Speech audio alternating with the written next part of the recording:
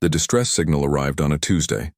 Dr. Lisa Chen was 3 cups of coffee into her shift at the Deep Space Monitoring Array when the computers began screaming. Not literally, of course, but the cascade of alerts flooding her screens might as well have been. She'd spent 7 years analyzing cosmic background radiation and the occasional pulsar. This was different. "Nick, you need to see this," she called across the facility's observation deck. Commander Nick Reeves abandoned his own terminal and crossed the room in 4 long strides. His military background showed in the efficiency of movement, even after 2 years working civilian jobs. He leaned over Lisa's shoulder, eyes narrowing at the data. "That's not natural," he said. "No kidding." Lisa's fingers danced across her keyboard, isolating the signal. "It's repeating every 47 seconds. Mathematical sequences, basic chemistry notation, and..." She paused, running another filter. "Dear God, Nick, that's a distress beacon." The pattern was unmistakable once you knew what to look for. Someone out there was screaming into the void, and humanity had finally learned to listen. Within 6 hours, every major government on Earth knew. Within 12, the UN Security Council had convened.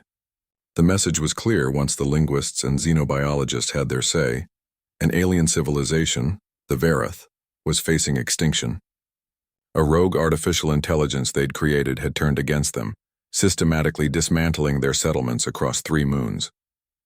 They were losing, they were dying, and they'd sent their plea to every star system within 100 light years, hoping someone, anyone, would hear. The debate lasted 3 days. Some nations argued for caution, for observation, for self-preservation. Others saw opportunity for technology exchange, for scientific advancement. But it was the images that changed everything. When the Verith managed to transmit visual data showing their people, their children, huddled in failing shelters while machines tore their world apart. Humanity had always been good at one thing: answering violence with overwhelming force. Lisa found Nick in the hangar bay of the UNS Defiance, humanity's first true warship, built in secret over the past decade from salvaged asteroid materials and experimental drives. He was inspecting the railgun batteries with the same critical eye he'd once used on ancient aircraft carriers. "You don't have to come," Nick said without looking up. "This is a military operation now. You've done your part."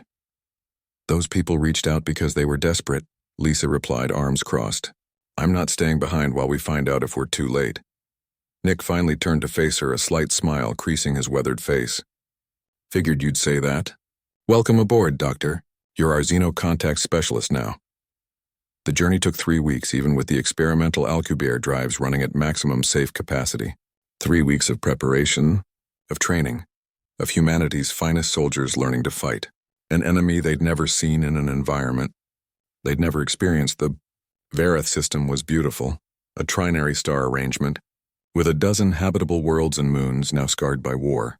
Debris fields glittered in the void where orbital stations had once thrived. The AI's fleet was massive, elegant, and utterly without mercy. "Weapons free," Captain Morrison ordered from the bridge. "Show them what Earth sends to bullies." The battle was brief and brutal. Humanity's weapons, forged from centuries of finding new ways to kill each other, proved devastatingly effective against machines that had only known one enemy: kinetic kill vehicles traveling at relativistic speeds, electromagnetic pulse weapons that fried circuits in microseconds.